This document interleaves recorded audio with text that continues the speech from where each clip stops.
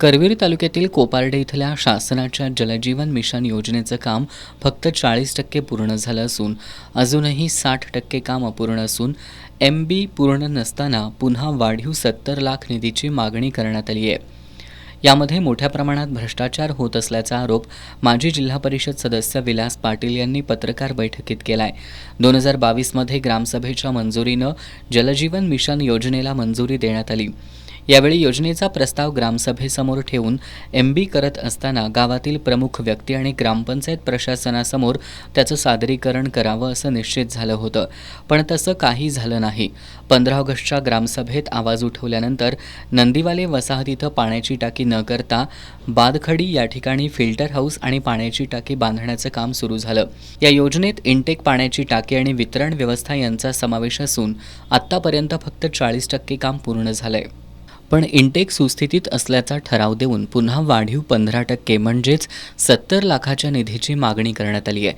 यासाठी विरोधी 3 आणि सत्ताधारी गटाच्या 2 सदस्यांनी या ठरावाला सह्या दिलेल्या नाहीत. जलजीवन मिशन योजनेचे 4,78,00,000, लोकप्रतिनिधी यांच्याकडून 40 लाख आणि वित्त आयोगाचा 30 लाख इतका निधी असताना पुन्हा वाढीव 70 लाख रुपये निधी कशासाठी मागितला जातोय असा सवाल विचारला जातोय. ग्रामसेवक महेश पाटील आणि उपअभियंता प्रसाद बारटक्के यांच्याकडे अहवाल मागितला असता दाद दिली जात नाही आणि उडवाउडवीची उत्तरं दिली जातात. 28 तारखेला ग्रामपंचायतनं 15% एक्सटेन्शनचा विषय मंजूर केलेला आहे. तो बारटक्के साहेबांच्याकडे, डेप्युटी इंजिनियर बारटक्के साहेबांच्याकडे दिलेला आहे. या ठिकाणी आमच्या सदस्यांनी त्याला विरोध केलेला आहे. शासनाचा कोट्यवधी रुपयेचा निधी आलेला आहे. 50% काम पूर्ण झाले असताना परत 15% एक्सटेन्शनला मुदतवाढ दिलेली आहे. या ठिकाणी आमच्या सदस्यांनी त्याला विरोध केलेला आहे. पण जर काम पूर्ण नसतानाच जर त्याने हे केलं किंवा अहवाल आमच्या लोकांना 10 तारखेच्या इतिवृत्तांत झालेला अहवाल 10 तारखेच्या नाही दिला तर जिल्हा परिषदेवर शिवसाहेबांच्यावरती आम्ही मोर्चा काढला.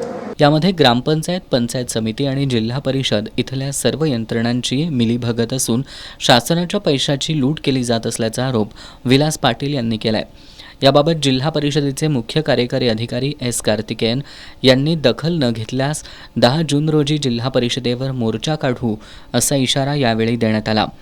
यावेळी ग्रामपंचायत सदस्य धनाजी पाटील, शरद पाटील, अर्जुन पाटील, संभाजी पाटील, श्रीधर पाटील, VG पाटील, नामदेव पाटील, बाळासो पाटील, विजय पाटील, दत्तात्रय कांबळे आदी उपस्थित होते.